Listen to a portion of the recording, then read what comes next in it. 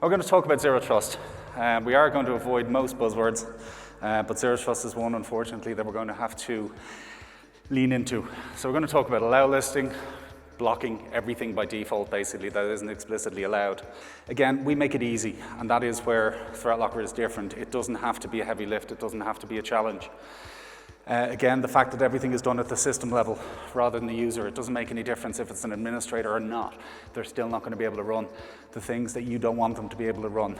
I suppose what sets ThreatLocker apart is ring fencing. So we take that principle of deny by default and we expand on it to what applications can do when they are running. Because things like PowerShell can be misused. Does PowerShell need to reach out to the whole internet? I mean, the reality is it doesn't. So by denying that by default, you can stop it running remote code. Detection does have a function.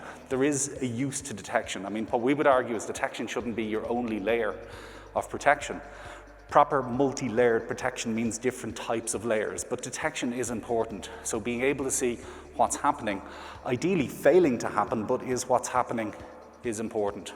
Bad guy market is now worth billions and billions and billions of dollars. You can see how much it's growing. Exponentially, year on year, it's worth more and more and more. BitLocker everything, including servers. Very often people do not BitLocker servers, things like virtual servers, for example. And it makes it possible for attackers to mount VHDs, remove security tools, and boot without those security tools running. So there's two ways you can solve that. One is by just simply using BitLocker on servers. You can also do it with ThreatLocker's storage control, restricting what programs have access to VHDs. Block outbound network traffic on servers. Okay, default deny outbound network traffic from servers. In a lot of cases, that will stop data exfiltration in its track. It'll stop CNC connections immediately. And most servers do not need to connect outwards unrestricted to the internet. Blocking USB drives. I saw a statistic, and we all know the statistic about statistics all being made up, but one was that 56% of people, when they leave an organization, will take some sort of sensitive information or data with them. I'm one of them. When I left the MSP, I took my contacts. Now, they knew I took my contacts, but there was nothing in place to stop me taking my contacts. And since I've left, and as I said, I had permission, they had other staff who left, took contact lists, brought them to a new MSP, and they basically started harvesting their customers. Okay, so blocking access to USBs is super important. And by the way, if you guys are running EDRs, if you're running any sort of detection tools, and you're not monitoring them 24/7, 365, you might as well stop paying for them. Throw them in the bin, because they are as good as useless. Bad guys do not work 9 to 5. Bad guys are working at times that are not convenient for you. It's the middle of the night. It's holiday weekends. Okay, so if you're not monitoring what you're doing 24/7, 365, just forget about it. Give up. You need to have constant monitoring. ThreatLocker enables you to deliver seamless technology to your users while blocking what is not needed, okay, including cyber attacks.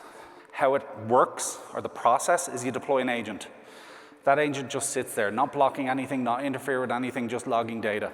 Okay, the data it logs looks like this. So you can see all networked activity, you can see all files that are running, you've got complete visibility. We'll create policies automatically, so you don't need to figure out all of the software that's needed on all of your users' machines. We'll see all that software running and we'll say, okay, we're going to create a policy for this.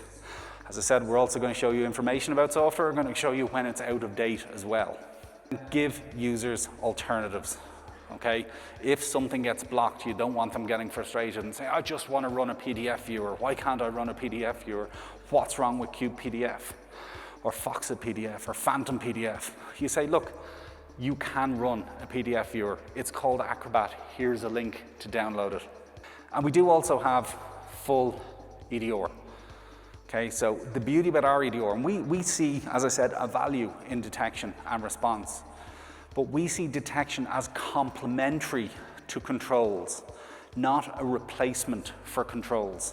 So at the risk of sounding like every YouTuber my kids watch, smash that subscribe button. If what I've said has resonated, you can scan the QR code to book a demo. We also run an event once a year, and I'd like to officially invite you all to come join us in Orlando in March this year. It's usually February, this year it's March. 4th to 6th, really good event. Okay, lots of useful information, actionable information. There's hacking sessions, there's rubber ducky sessions, really great speakers. Anybody who's ever been, I don't think I've ever heard anyone saying they didn't enjoy it or didn't find it valuable. So if you are interested, again, scan that QR code and get yourself some information, get yourself registered. Even if you are a ThreatLocker customer, there's so many new things we're doing, so much additional functionality. Some are new products like web control, patch, some are enhancement to existing products like defense against configurations. But come talk to the guys at the booth, they'd love to have a conversation with you. I hope you found that interesting and useful. Thank you all very much for your time. Have a great rest of the event.